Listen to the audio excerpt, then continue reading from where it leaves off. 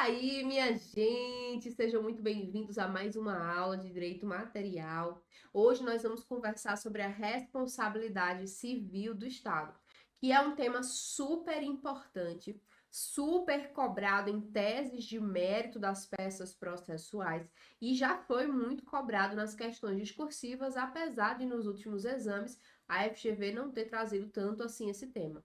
De toda forma, é um tema importante de estar aqui na sua caixolinha, porque ele é válido para diversos outros entendimentos. E eu não vou, demorar muito aqui nessa aula, vou ser bem objetiva com vocês, trazendo apenas o que é relevante para a tua segunda fase. Ok, tudo certo? Tá bem hoje? Então vamos embora. Já vou colocar em tela para vocês agora. Olha só, deixa eu pegar minha caneta, que eu não consigo ficar sem riscar, minha gente. Ó, o conceito de responsabilidade civil, que é a responsabilidade civil do Estado. A responsabilidade civil, ela tem base constitucional. Essa base constitucional está lá no artigo 37, parágrafo 6º da Constituição. E olhe, tudo que vier de responsabilidade civil, seja na peça, seja nas questões, vocês vão colocar essa base constitucional. Mas vocês vão botar tanto nos treinos, tanto nos simulados, vocês vão estar na ponta da língua 37, parágrafo 6º da Constituição. Ele é a nossa base constitucional. Existe uma base também no Código Civil, que é o artigo 43.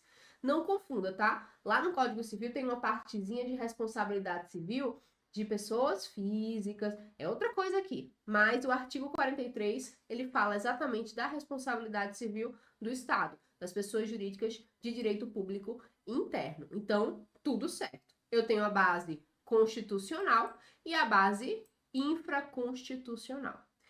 Mas o que é essa responsabilidade civil? É o seguinte, o que é mais importante de vocês saberem, que a responsabilidade civil do Estado, ela é objetiva e a responsabilidade do agente público é subjetiva, quando comprovado dolo ou culpa. Se algo é objetivo, eu não tenho o que comprovar. É objetivo, não preciso comprovar. Se algo é subjetivo, é porque está faltando alguma comprovação, sabe? Então, a responsabilidade civil do Estado, ela é objetiva. Independentemente de comprovação de dolo, de culpa, é objetiva. Ela bate no peito e responde. Agora, a responsabilidade civil do agente público, aí sim é subjetiva. Só vai existir se eu conseguir comprovar ou dolo ou culpa. É diferente. Aqui vocês pegaram, né? Espero que já esteja em mente. Olha só, sobre a abrangência da responsabilidade civil do Estado. É bem abrangente, tá? Ela, abrange pessoas jurídicas de direito público da administração direta, incluindo autarquias e fundações públicas de direito público e também da administração indireta. Só vou excluir daqui as empresas públicas e as sociedades de economia mista que exploram atividade econômica. Aquelas que prestam serviço público entram, as que exploram atividade econômica não, porque puxa bastante lá para o direito civil, a regência vai para o Código Civil. Entendido? Então é super, super abrangente, não só na administração direta e indireta, mas também nos particulares que prestam serviço público por delegação. Ou seja, as concessionárias e permissionárias também se submetem ao regime da responsabilidade civil do Estado. Aqui eu vou colocar um asterisco, porque a FGV ama colocar um caso concreto, onde há, efetivamente, algo que nos leva a crer que existe a responsabilidade civil, só que fala em concessionária. E aí você fica, poxa, não foi o Estado, não foi a União. Como é que pode? Responsabilidade civil do Estado é só o Estado? Pode, tá? A concessionária de serviço público também tem responsabilidade civil objetiva, tá? Todos esses entes aqui que está na abrangência da responsabilidade civil é objetiva, não muda não. O que tiver de diferenças fica aí que eu vou explicar. tá? Então, existe sim abrangência. Eu coloquei aqui uma notícia veiculada há um tempinho, que diz assim, ó, motorista de ônibus freia, passageiro bate a cabeça e morre, né, em Mato Grosso do Sul. Normalmente, aí sim, essa notícia trazia esse detalhe, esse ônibus é de uma concessionária de serviço público, né? Faz parte de uma concessão. E aí, nesse caso aqui específico, onde o motorista do ônibus freou, passageiro bateu a cabeça e morreu, se eu comprovar dolo ou culpa, eu vou lá no agente. Mas já é certo a responsabilidade civil objetiva dessa concessionária aqui, que estava prestando o serviço, né, de locomoção, de transporte público. Ok? É só um exemplo para vocês, mas tem muito mais exemplo ao longo da aula. Entendendo até aí? Tudo certo? Espero que sim. Vamos lá. Seguindo, ó, atenção para vocês, tá? Aqui eu coloquei para vocês, principalmente, jurisprudências. Só um aqui que não é. Mas jurisprudências que são relevantes para a prova de vocês e que já foram, inclusive, cobradas, tá? Primeira delas, a responsabilidade do particular prestador de serviços públicos, concessionária que a gente acabou de ver, é objetiva. E do ente estatal também, né? Continua sendo objetiva. Só que, nesse caso, onde há relação de poder concedente e concessionária, e eu tenho a concessionária com responsabilidade objetiva, essa concessionária ela fica lá em cima, ela que recebe no peito. E o poder concedente, no caso o ente estatal, fica lá embaixo de forma subsidiária, vendo se a concessionária vai resolver. Se a concessionária não tiver como resolver o problema, aí sim o ente estatal vai e resolve. Então, nessa situação específica, onde eu tenho o poder concedente e uma concessionária, a concessionária responde objetivamente, o poder concedente também tem responsabilidade objetiva, mas a responsabilidade ela é subsidiária. Ele fica lá embaixo esperando a concessionária resolver. Se ela resolver, ótimo. Se não resolver, ele vai e assume a resolução do problema. É jurisprudência. Ok? Pegaram essa? Segunda. Prof, então vamos lá. Eu tenho uma situação, né, que a senhora acabou de mostrar aqui, ó, que o motorista do ônibus freou e um passageiro que estava dentro do ônibus, né, que estava consumindo o serviço, caiu e veio a óbito. E se fosse uma pessoa que estava atravessando a faixa? Estava atravessando certinho, o sinal estava fechado, mas o motorista acabou não conseguindo frear a tempo e atingiu essa pessoa. Mas existe a responsabilidade do Estado, porque essa pessoa não estava nem consumindo o transporte público, ela estava na rua. E aí, o que acontece? Não há qualquer distinção entre usuário e não usuário. Então, da mesma forma que seu João, que estava dentro do ônibus, vai estar ali na responsabilidade civil do Estado, Dona Maria, que estava atravessando a rua, também. Porque o próprio STF ele não faz essa distinção entre quem é usuário e quem não é usuário. A responsabilidade continua sendo objetiva, não muda. O STF não diferencia usuário de não usuário. Essa pegadinha a FGV não vai colocar para você porque você já vai saber, você é meu aluno. Ok? Pegando? Beleza. Vamos lá. Terceiro ponto. O Estado, gente, ele vai responder também por atos de terceirizados contratados por interposta pessoa para prestar serviços nos órgãos públicos. Os terceirizados também estão nos órgãos públicos. Dentro dos órgãos públicos também temos pessoas que atuam como terceirizados.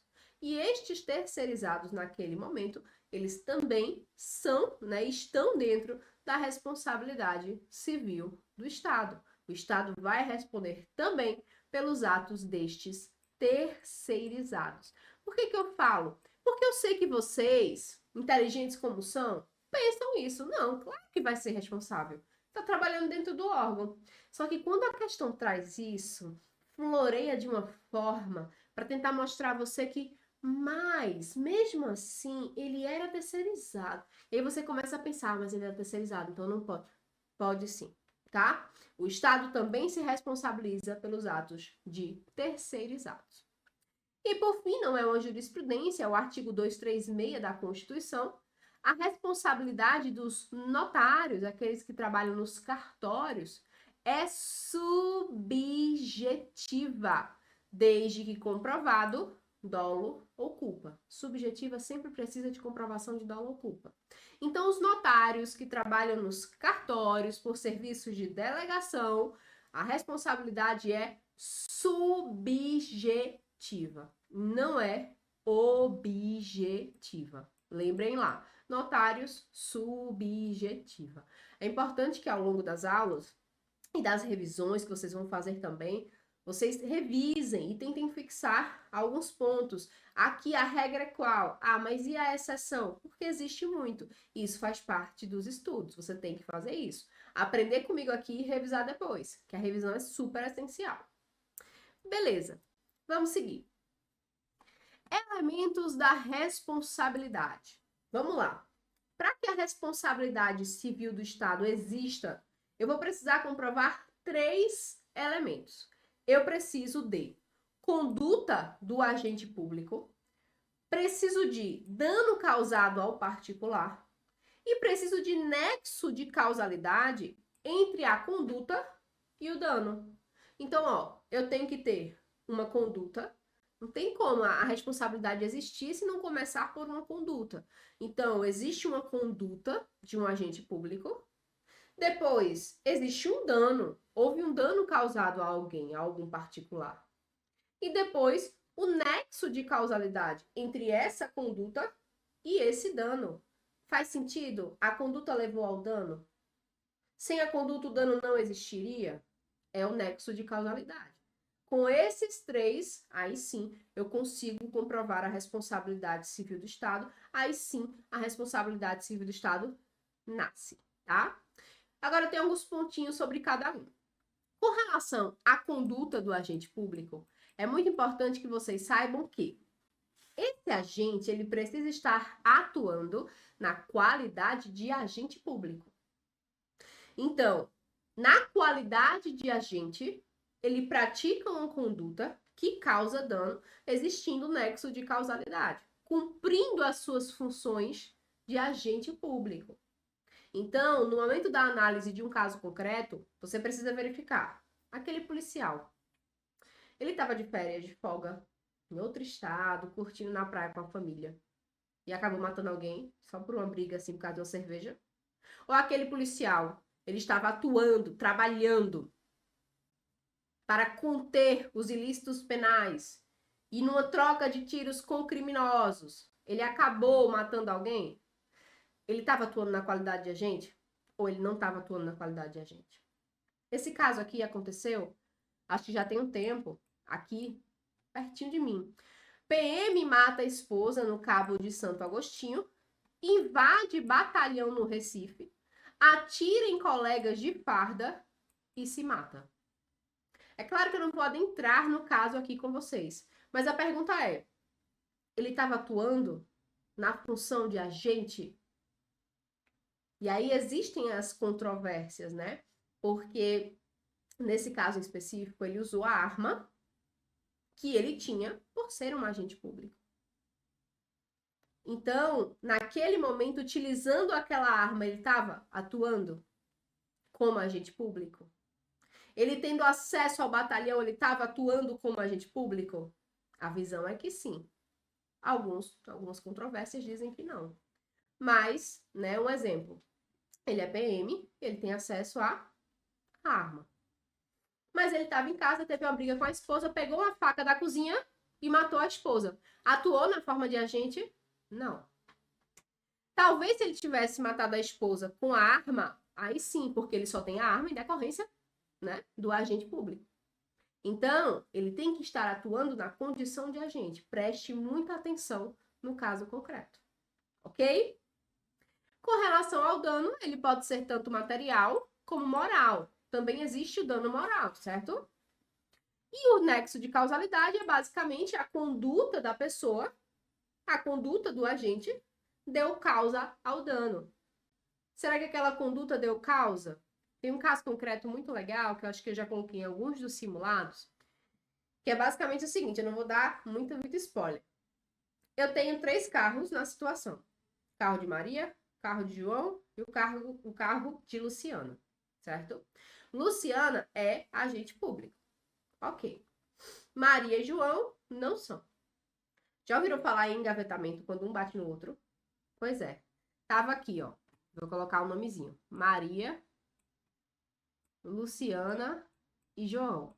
Agente público é Luciana, tá? João bate em Luciana e, pelo impacto, Luciana acaba batendo em Maria. Quem é o culpado aqui? João, né? Foi ele que bateu e causou o engavetamento. E não Luciana. Então, nesse caso, a conduta de Luciana não tem nexo de causalidade com o dano sofrido por Maria. O nexo de causalidade está na conduta de João ou José, já esqueci, e não de Luciana. Então, aqui não existiria responsabilidade civil. Porque se eu perco qualquer um desses elementos, acabou a responsabilidade civil. Morreu, tá? Pegaram aqui? Simbora. Ainda sobre os elementos, tá? Gente, a ilicitude do ato, a ilicitude da conduta, ela não é relevante para a responsabilidade civil do Estado. Por quê?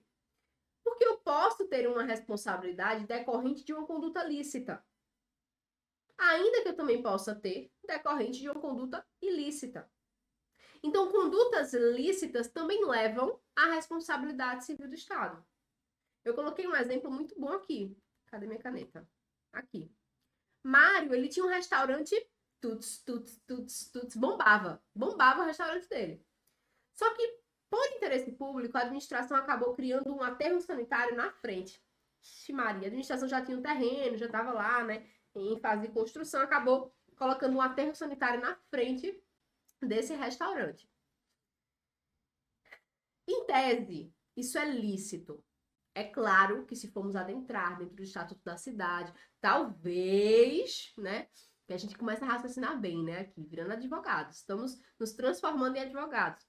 Talvez o próprio Estado não deveria nem ter colocado aquele aterro ali, né? Pô, tem um restaurante na frente. Mas, interesse público lá em cima, interesse privado fica lá embaixo. E aí ele colocou um aterro sanitário na frente do restaurante. Quem é que vai para esse restaurante, minha gente? Ninguém, né? Então ele vai perder a clientela. O ato de transformar aquela parte lá da frente num aterro sanitário é lícito, não tem ilicitude em tese, mas afetou a clientela dele. E ter afetado a clientela dele, pode existir indenização, pode existir responsabilidade civil do Estado por um dano anormal à pessoa específica. Porque a supremacia do Estado também tem alguns limites, né? Colocou um aterro sanitário na frente do restaurante. Então, eu posso receber indenização pelo dano anormal que foi causado a mim. Perdi minha clientela por conta do cheiro, né? Então, não tem condição.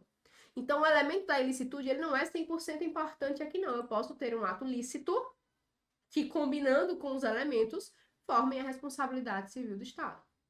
Agora, como eu disse, eu preciso comprovar que houve um dano anormal e específico, que Mário foi especificamente prejudicado para beneficiar a maioria, para beneficiar a coletividade. E nesse caso concreto foi, né? Então, nesse caso, talvez eu teria sim direito à indenização, depende do bom advogado que ele teria. Ok? Pegando até aí, tudo certo? Simbora. Seguindo. Mais pontos de atenção aqui. Gente, existe algo muito relevante a se falar sobre o risco social. Porque quando a gente para pensar em responsabilidade civil do Estado, e principalmente quando você começa a conversar sobre isso lá no meu Instagram, sempre que eu falo de responsabilidade civil do Estado é o que mais bomba, né? Porque todo mundo aponta, não, isso aqui é culpa do Estado, né? Realmente às vezes é.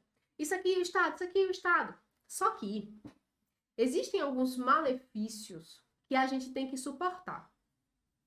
Alguns malefícios que são causados somente pela convivência em sociedade. E a gente tem que suportar. Alguns danos decorrem da própria sociedade. Não vão acabar ensejando responsabilidade do poder público, responsabilidade civil. Exemplo, não dá para responsabilizar pelo engarrafamento. Claro que a gente corre atrás das políticas públicas para melhorar as rodovias, as sinalizações, para o engarrafamento baixar. Mas é algo que, pela própria convivência em sociedade, a gente tem que suportar e não vai gerar indenização no engarrafamento. Não vai, é péssimo. Mas não vai gerar, eu vou ter que suportar. Entende? Então, essa é a teoria do risco social. É o risco de se viver em sociedade, tá? Então, prestem atenção para não pegar todos os casos concretos e já achar que é responsabilidade civil do Estado, ok? Pegaram esse ponto aqui? Eu coloquei mais um ponto de atenção com relação à teoria do duplo efeito. Por quê? Ó, duplo efeito, dois efeitos. Um mesmo ato administrativo, ele pode causar um dano anormal para uma pessoa e para outra pessoa não causar nenhum dano passível de responsabilização. E tá tudo bem. Tá tudo bem. Aquele aterro sanitário que foi colocado atingiu especificamente o Márcio, que tinha um restaurante na frente, minha gente. A poucos metros. Mas não chegou a atingir o bairro inteiro. Não chegou. Tudo bem. Atingiu somente ele, de forma anormal. E é aí que entra, inclusive, o direito à indenização. Se tivesse atingido um coletivo, talvez eu não comprovasse a anormalidade e não teria direito à indenização, justamente pelo risco social. É o risco de se viver em sociedade. É o risco de que um aterro sanitário é necessário. Então, percebe como tudo se interliga? A teoria do risco social é basicamente você saber que alguns malefícios nós temos que suportar por conviver em sociedade. E a teoria do duplo efeito significa que uma só conduta, um só ato administrativo, pode sim prejudicar um, causar algum dano anormal a um e não causar nenhum dano a outros. Certo? Tudo bem até aqui? Deixa eu ver meu tempo. Tudo ok. Entendendo? Pegando? Beleza. Vamos lá. Seguindo. Excludentes da responsabilidade. Isso aqui não cai, isso aqui despenca. É muito importante que vocês saibam disso. Nessa altura do campeonato, vocês já aprenderam o que é a responsabilidade civil do Estado, quais são os elementos, que existem algumas teorias, como é que funciona, quais são os requisitos. Agora, existem momentos em que eu excluo a responsabilidade civil do Estado, onde a responsabilidade civil do Estado não cabe. E é importante que você conheça. Olha só em tela aqui comigo. São três, tá? Caso fortuito, força maior e culpa exclusiva da vítima. Nesses três, eu tenho a hipótese de exclusão do nexo causal. Não existe nexo causal entre a conduta e o dano quando há um caso fortuito, uma força maior e uma culpa exclusiva da vítima. Prof, qual é a diferença? Vou fazer por analogia. Quando nós falamos em caso fortuito, você vai lembrar do Covid-19. Por quê, prof? Porque o Covid-19, ele era será que eu vou conseguir? Imprevisível. Covid-19 era imprevisível. Não dava para prever a magnitude que o vírus do Covid-19 causaria. Não dava. Então, diversas relações impactadas pelo Covid-19 não tiveram responsabilidade estatal, porque foi um caso fortuito. Era imprevisível, não dava para prever essa tamanha magnitude, o tamanho, o número de mortes, né, que nós teríamos por conta do Covid-19, infelizmente. Então, é imprevisível. O caso fortuito é imprevisível, não dá para prever. Já a força maior, você pode lembrar de um terremoto que, graças a Deus, não é comum aqui no Brasil. Terremoto. O terremoto.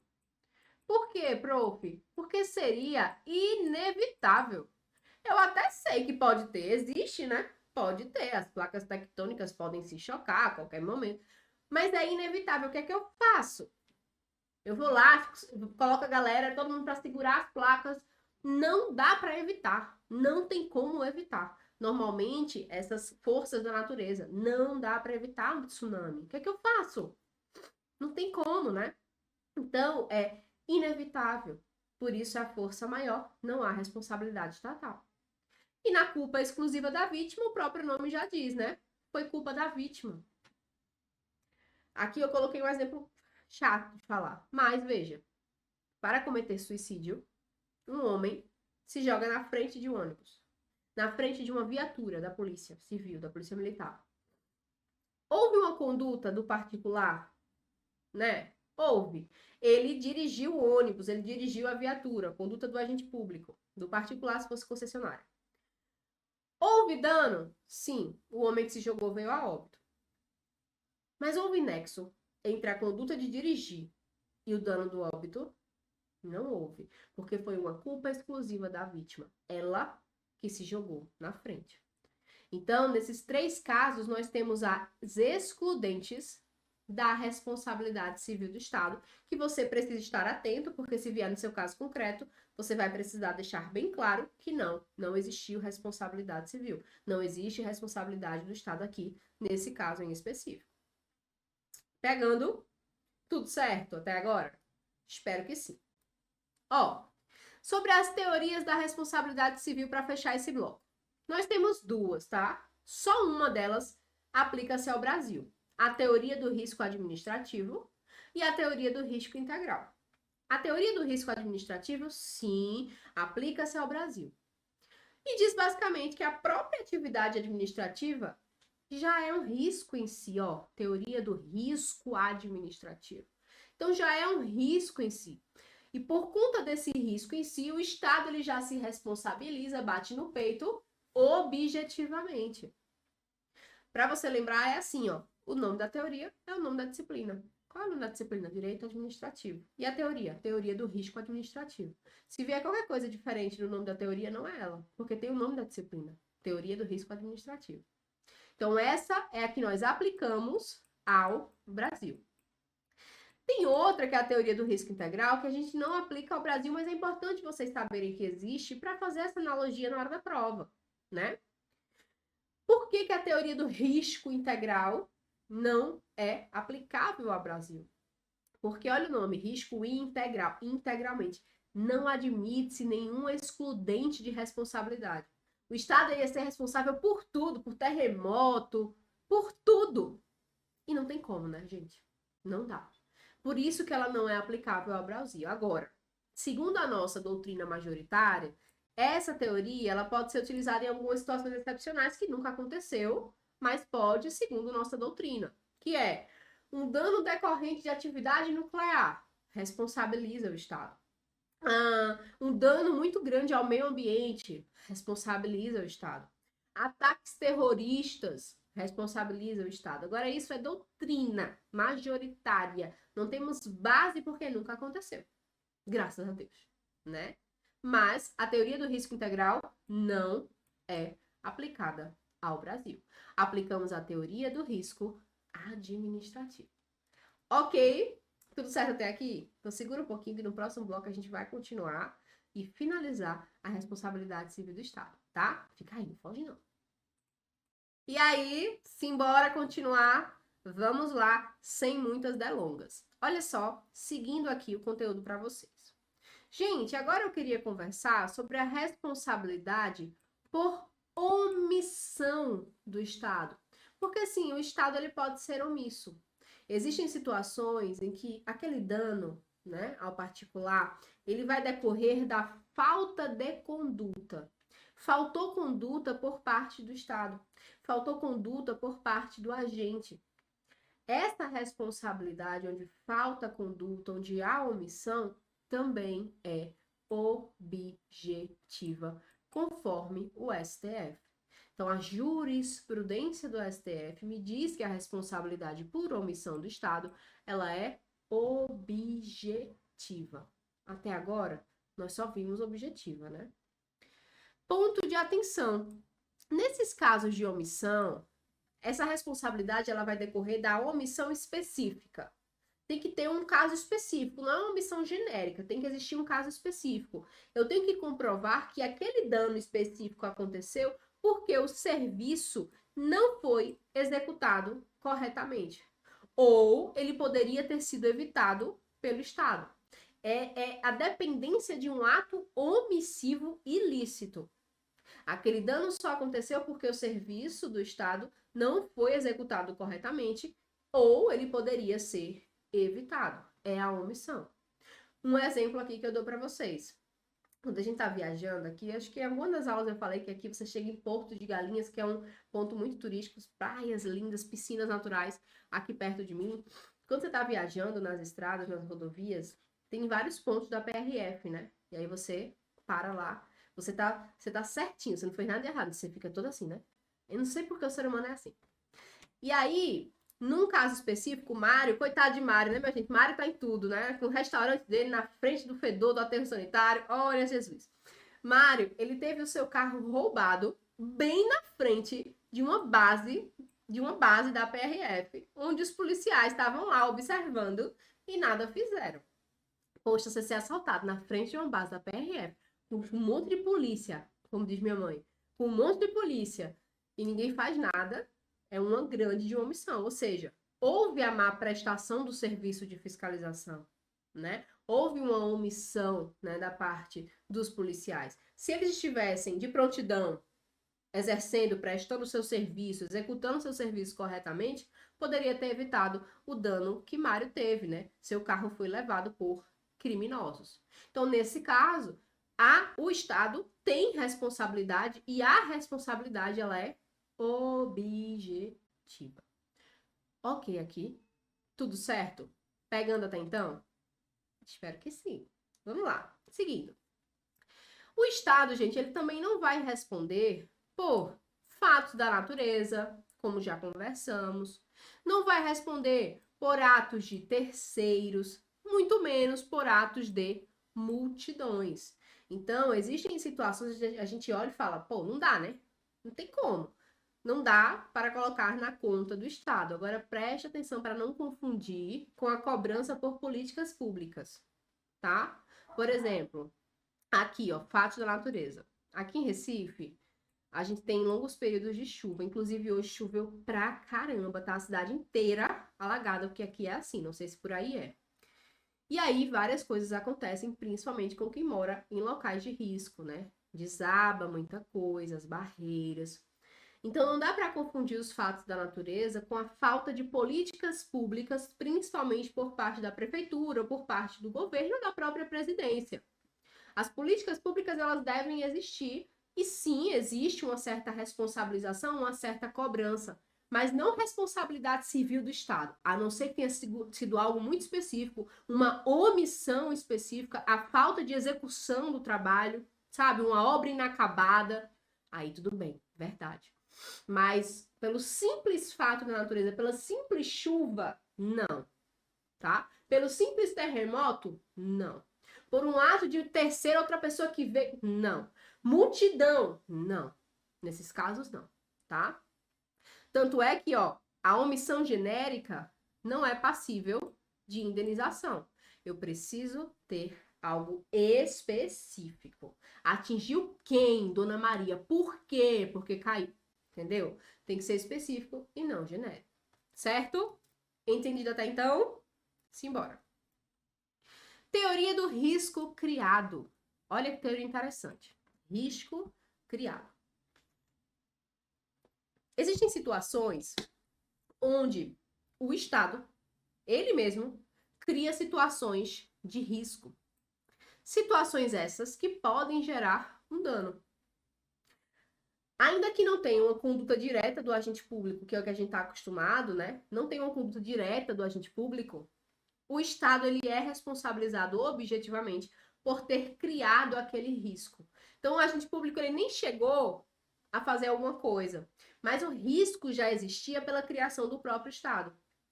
E um dos grandes riscos que existem aí, né, são os presídios. Normalmente, quando nós temos exemplos, eles vêm aqui, nos presídios. Então, digamos que um preso foge de um presídio, tivemos recentemente também por aqui, tudo acontece, né? Ô, Jesus. E invadiu uma casa que ficou logo atrás. Por quê? Porque o presídio ele foi construído numa área mega residencial.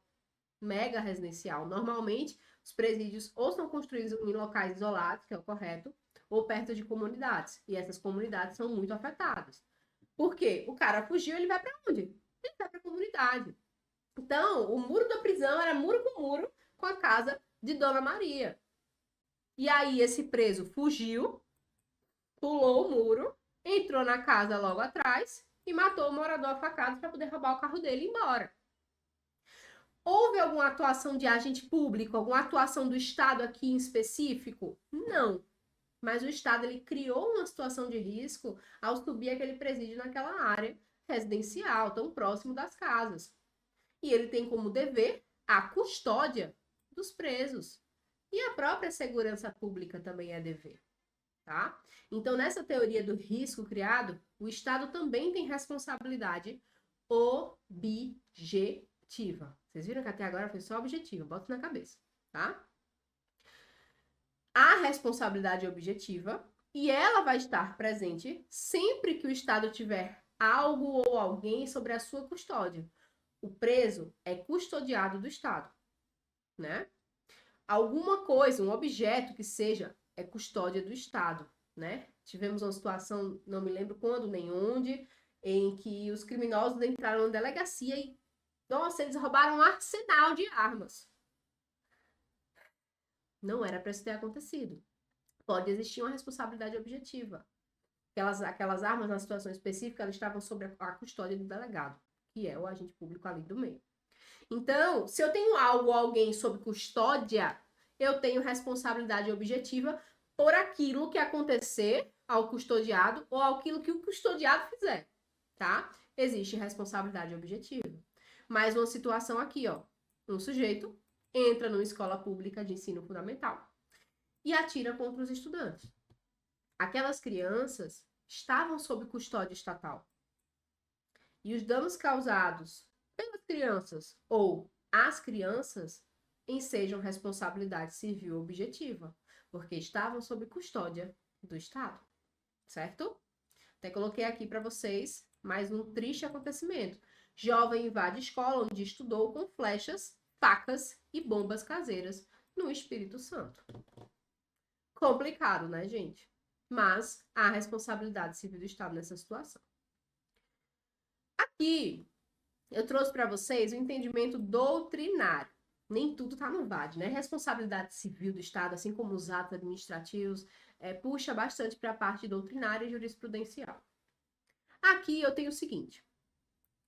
A doutrina, gente, ela vai entender que o Estado responde nessas situações de custódia, ainda que exista um caso fortuito. Lembra que o caso fortuito é excludente de responsabilidade em regra? Sim.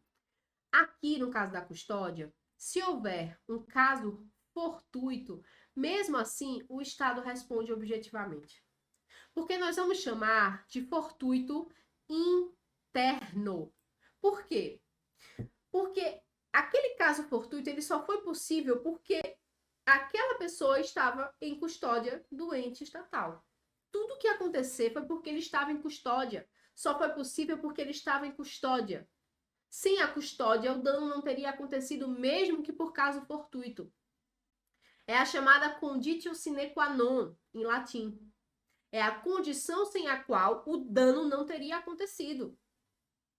Então, um preso mata o outro. Olha o exemplo. Um preso mata o outro.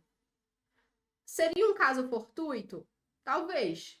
Mas o Estado é responsabilizado, ele não pode chegar a alegar o caso fortuito. Porque a custódia do preso é uma condição sem a qual o dano não teria acontecido. Se ele não estivesse sob custódia do Estado, o dano não teria acontecido. Eu sei que talvez possa ser um pouco complicado de entender, porque nós vivemos no mundo real, né? E às vezes aqui é diferente do mundo real. Mas entenda aqui direitinho para você colocar na sua prova. Então, eu não posso, nesse caso de custódia, alegar caso fortuito. Não há alegação de caso fortuito, porque nós vamos chamar de fortuito interno, havendo ainda assim a responsabilidade objetiva do Estado. Beleza? Seguindo. Ponto de atenção muito, muito relevante isso aqui. Cai bastante, não só nos meus simulados, mas na prova também. Dupla garantia. A dupla garantia é jurisprudencial, tá? Conforme o STF, pela dupla garantia, a vítima não pode cobrar diretamente do agente. Então, vamos lá. Olha o ciclo, tá?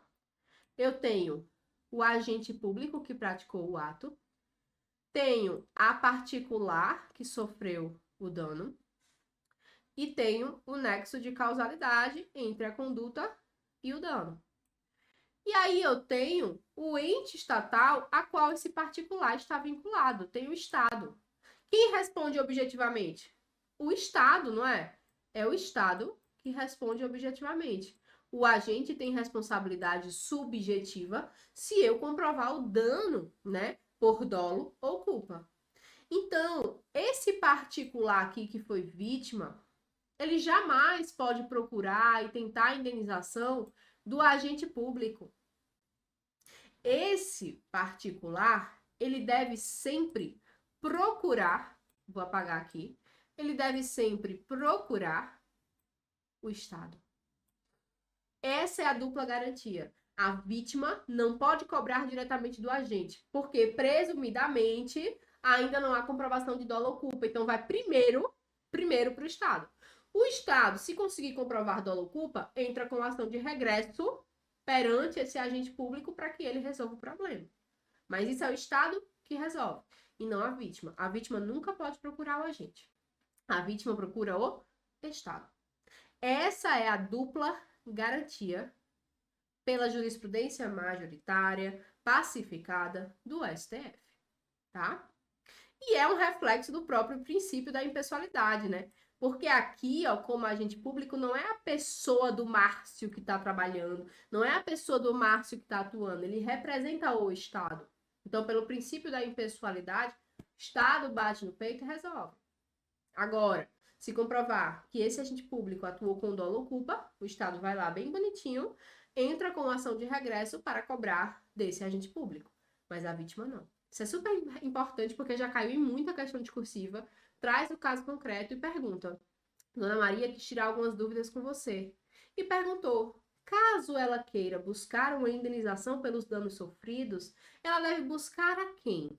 O agente público ou o Estado? E aí você tem que responder. Ou até mesmo numa peça processual, onde você tem que colocar o autor e o réu. Dona Maria é o autor porque te procurou. Mas o réu é quem? É o agente público ou é o Estado? Nesse caso da peça, você tem que colocar certinho. É o Estado. Ainda que você possa fazer um chamamento ao agente, tá? Ou você coloca... Eu vou explicar isso em peça. Mas ou você coloca só o Estado ou você coloca os dois. Nunca só o agente. Estaria errado, estaria ferindo a dupla garantia do STF. Certo? Deixa eu ver meu tempo. Tudo ok. Seguindo. Atenção mais uma vez. Olha só. Trouxe 2 pontos de atenção aqui para vocês.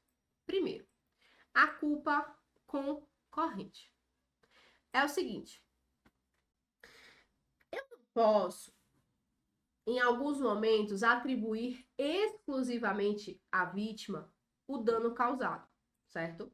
Por quê? Se eu verifico a participação da vítima no evento danoso, a participação da vítima no dano, há uma culpa concorrente entre a vítima e o ente público. Ela participou, ela estava ali junto, né? E aí, por conta disso, pode existir a redução do valor indenizatório pago pelo Estado. Então, se, né? E aí eu não estou falando de culpa exclusiva da vítima, olha o nome, exclusivo, foi só dela. Nesse caso, não foi. Teve culpa do agente público, do Estado, e teve culpa da vítima também. Foi os dois concorrendo, os dois errados, batendo cabeça. Nesse caso, há uma culpa concorrente entre os dois e a redução do valor indenizatório pago pelo Estado. Ele vai ser reduzido porque também teve um pouquinho de culpa da particular, do particular, certo? É a famosa culpa concorrente. É uma boa para a gente mostrar que a gente conhece em determinado caso concreto. É doutrina, tá? Também a denunciação, a lide do agente público, que é denunciação à lide do agente público. Basicamente, a própria doutrina e jurisprudência não concordam. Elas divergem, cadê? Aqui, elas divergem sobre essa aceitação de intervenção de terceiro. A denunciação à lide é uma forma de intervenção de terceiros. Ok. Numa possível ação indenizatória por responsabilidade civil do Estado. De acordo com a doutrina, vou circular, porque é diferente. De acordo com a doutrina, A denunciação à lide não é admitida. Eu não vou admitir denunciação à lide conforme doutrina. Agora, conforme o STJ, eu admito a denunciação à lide. Que não é obrigatória. O próprio STJ disse, não é obrigatório, mas eu vou manter o direito de regresso, aquele direito de regresso autônomo, onde o Estado entra com ação perante o agente, para poder garantir a própria economia, a eficiência e a celeridade processual, nas palavras do próprio STJ. Então, para eu garantir a economia, a eficiência, que é inclusive um dos princípios da administração, eu posso denunciar a lide, o agente público, no mesmo processo de indenização. Ou seja, eu tenho Dona Maria particular entrando com ação indenizatória contra o Estado de Pernambuco por responsabilidade civil objetiva. E o Estado de Pernambuco apurou que o agente público Fernando, ele tinha agido com dolo ou culpa. Ele vai ter duas opções. Ou ele entra com a ação de regresso própria, que é uma ação própria contra Fernando, ou ele denuncia a lide Fernando nesse próprio processo de Maria com o Estado. Ele pega Fernando e chama para ficar no meio do processo. Não atinge a dupla garantia porque não foi Maria que procurou. Na verdade, conforme o próprio STJ, vai garantir a economia processual. Eu vou economizar um processo, eu vou resolver num processo só. Pode ser feito, mas não é obrigatório. Isso é a jurisprudência. A doutrina diz que não é aceita a denunciação à lide do agente público. Nas peças, professora, se vier, o que é que você manda fazer? Bota os dois. Normalmente, ou vem só o Estado, que é a regra, não tem como não vir, ou vem os dois, tá? Só o agente aqui não pode. Então, tanto faz, você pode colocar o Estado de Pernambuco e Fernando, não tem problema, tá bom? Entendida a denunciação à lide do agente público e que existe uma controvérsia entre doutrina e jurisprudência? Posso seguir? Então vamos embora. Responsabilidade por dolo e erro grosseiro de parecerista. Parecerista é aquela pessoa que emite opiniões técnicas, né? É um agente público. E tem uma regrinha diferenciada. Que está na LINDB. Olha, a gente mal usou a LINDB até então, mas ela é cobrada na tua prova e ela já caiu na segunda fase. Então, você vai colocar um clips nela, você vai marcar o artigo 28, que é relevante, sem problema nenhum. Por quê? O agente público, o parecerista, ele vai responder pessoalmente por suas decisões ou suas opiniões técnicas quando houver dolo ou erro grosseiro. Se eu conseguir caracterizar um dolo naquele parecer ou um erro grosseiro naquele parecer, ele responde pessoalmente. Presta atenção, isso é super diferente. Não é o Estado que vai responder, não. É ele. O agente público parecerista responde pessoalmente se tiver dolo ou erro grosseiro. Em qualquer outro caso, não. Fica a regra geral, responde o Estado de forma objetiva. Mas, havendo dolo comprovado ou erro grosseiro de cara, ele já responde pessoalmente. É o que diz o artigo 28 da LINDB. Você pode marcar, deve marcar. Por quê? É considerado um artigo escondido, né? Mas a prova de vocês jamais deixaria vocês na mão, né? Então, tá aqui. E nós temos, inclusive, no decreto 9.830, a mesma disposição, e ele é de 2019, tá vendo? O artigo 12 também fala em dolo ou erro grosseiro, havendo responsabilização pessoal, ok? Aqui é um ponto bem específico para vocês lembrarem sempre. Seguindo, responsabilidade por atos legislativos é o quê, prof? Responsabilidade por uma lei? Veja, eu tenho uma regra de que não há responsabilidade do Estado pela edição de uma lei em si. Se eu tenho uma lei em si, não haverá responsabilidade do Estado por ela. Meu cachorro tá latindo desesperadamente, espero que não esteja atrapalhando vocês. Mas a regra é que não há responsabilidade do Estado pela edição de uma lei. Tão somente pela edição da lei em tese, da lei em si. A responsabilidade ela tem que ser específica e não por uma criação de uma lei que pode atingir todo mundo. Então, é possível que um ato administrativo, seguindo condições de uma lei específica, enseja responsabilidade, porque foi um ato praticado por conta de uma disposição em lei, tudo bem. Mas pela lei em si, contra a 9784, a responsabilidade civil do Estado não tem como, não faz sentido. Pela lei em si, não existe.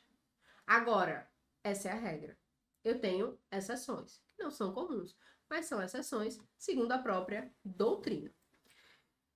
Por essa doutrina, há responsabilidade pelos atos legislativos quando, de forma cumulativa, ou seja, a adição, soma, né? Quando, cumulativamente, causar um dano específico a alguém, ou, e, na verdade, for considerado inconstitucional pelo STF. Então, é uma lei toda errada. Além dela ter causado um dano específico a alguém, alguém sofreu um dano por conta dessa lei em específico, ela também foi declarada inconstitucional pelo STF. Então, tá claro que a lei realmente teve efeitos prejudiciais. E aí atingiu uma pessoa em específico. Aí sim, nessa situação, eu tenho responsabilidade civil do Estado. Somente nessa situação, onde há essa soma aqui. Exemplo, eu tenho uma lei que solicita, que deixa claro que todos os servidores maiores de 45 anos devem ser demitidos do serviço público.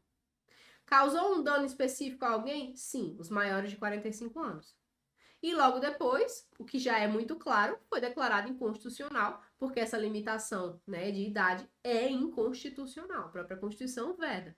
Então, somou os dois? Sim. Teve dano específico, foi declarado inconstitucional. Então, eu posso ter, sim, responsabilidade do Estado por um ato legislativo. Mas a regra é que não. A lei em si, não. Ok?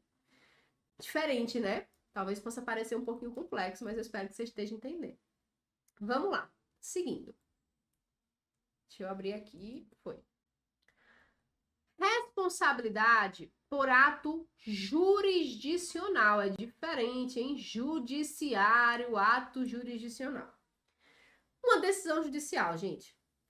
Uma decisão judicial, em regra, não vai gerar responsabilidade, né? Um ato judicial, ele é cabível recurso e não indenização. Então, dos atos judiciais, das decisões judiciais, cabe recurso e não indenização, né? Eu recebi uma decisão judicial, eu vou pedir indenização por causa dela. Não faz sentido essa responsabilidade aqui. Agora, existe uma única exceção. Essa exceção está no artigo 5º, inciso 75 da Constituição. Só na primeira parte, que diz assim, ó. O Estado indenizará o condenado por erro judiciário, assim como que ficar preso além do tempo fixado na sentença. A gente pega essa parte aqui, ó, do erro judiciário. Veja, o ato jurisdicional teve erro. Havendo erro judiciário com esse condenado, o Estado sim vai indenizar. Ou seja, existe responsabilidade civil objetiva por erro judiciário contra condenado. E aí sim também pode ensejar uma ação de regresso em face do próprio magistrado, que foi quem condenou, né? Caso comprovado, dolo, erro grosseiro, todas aquelas regrinhas, tá? Todas as regrinhas. Mas, havendo erro judiciário, né? Sabe quando você é condenado injustamente? Pronto. Ou você é condenado, né, de forma errada, um tempo errado, enfim. Havendo esse erro judiciário, existe sim responsabilidade civil do Estado, o Estado responde objetivamente. Difícil a gente ver no Brasil, né? São poucos casos, mas tem muitos documentários, né? Quem gosta de Netflix, tem muitos documentários que tratam disso aqui e mostram que lá, inclusive, também tem a responsabilidade. E há esse pagamento de indenização. Ok? Tudo certo? Pegando? Vamos embora.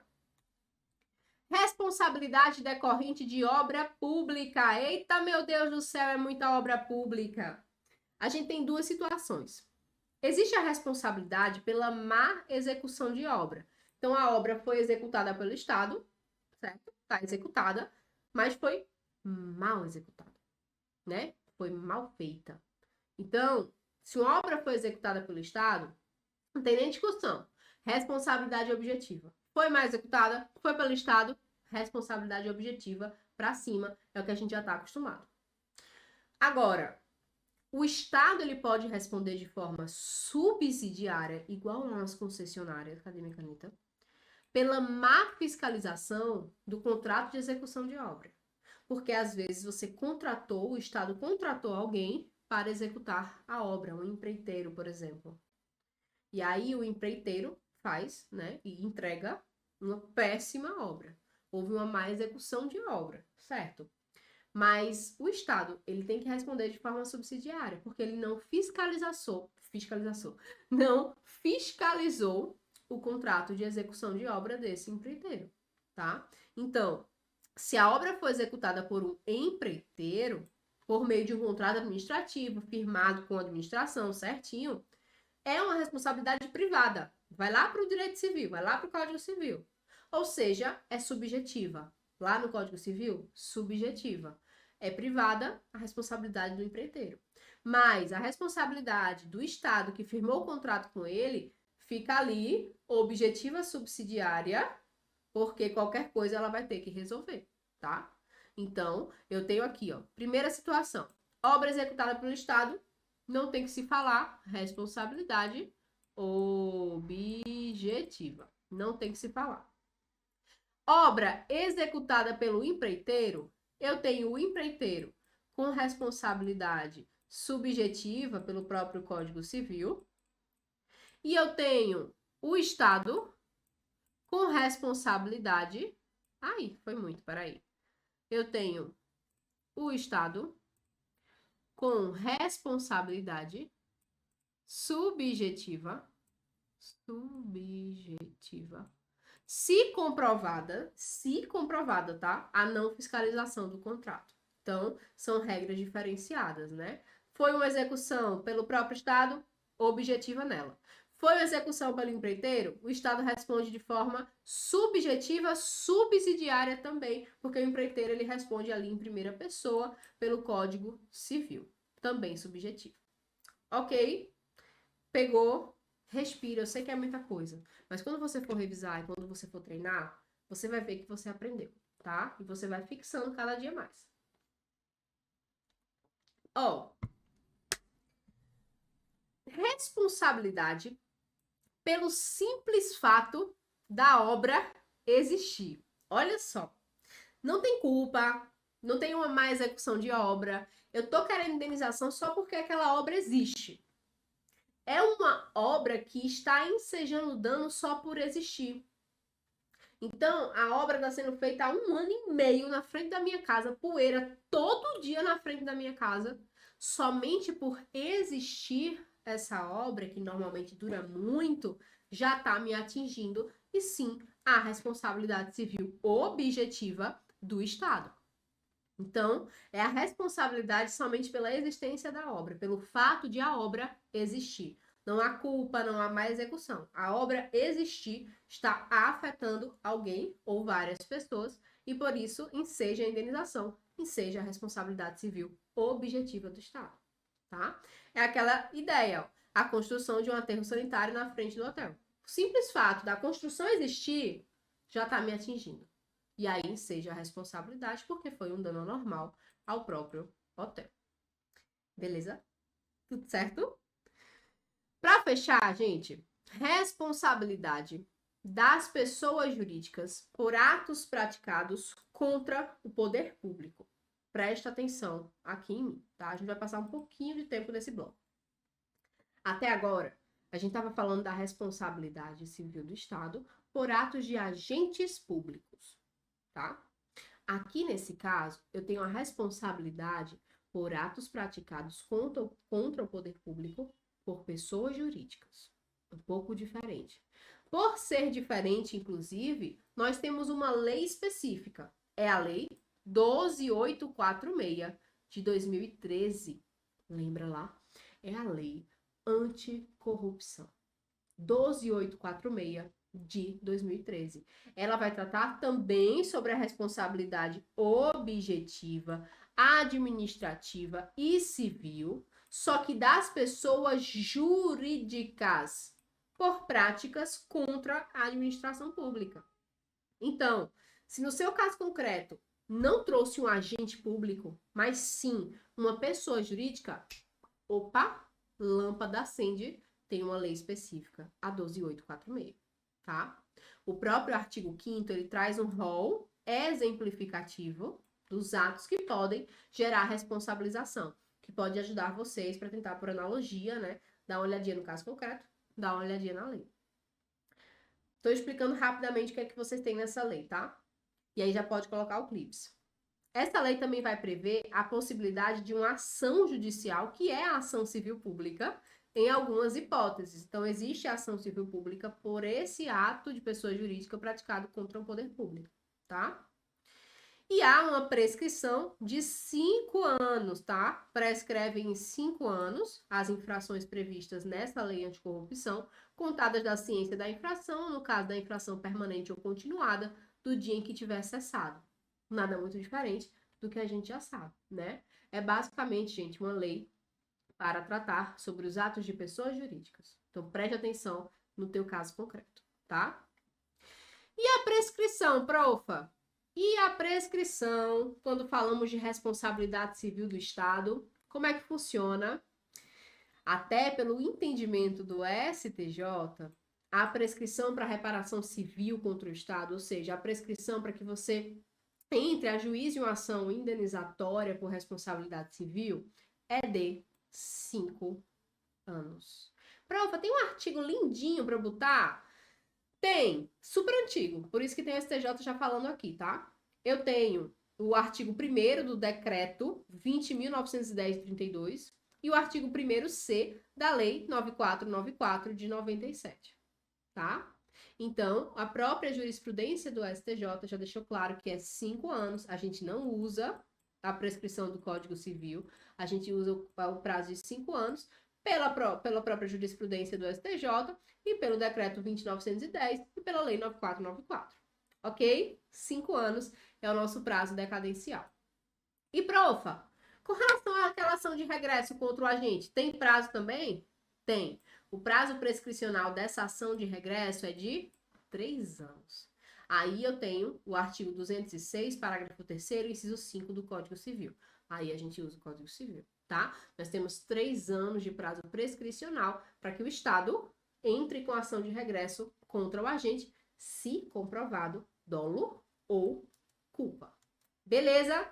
Tudo certo? Conseguiram entender? Então fechamos, minha galera. Fiquei em cima, ó. No Instagram mais uma vez aí para vocês, viu? Espero muitíssimo que tenham gostado dessa aula. Foi uma aula mais curtinha, assim, mais objetiva, mas eu apresentei coisa pra caramba pra vocês, não foi? Muita informação legal para vocês robustecerem esse mérito. Deixar o mérito bem bonito, bem sagaz, bem amostrado de quem é advogado e advogada, e, claro, responder muitas questões discursivas, tá? Ó, grande beijo para vocês e até a próxima.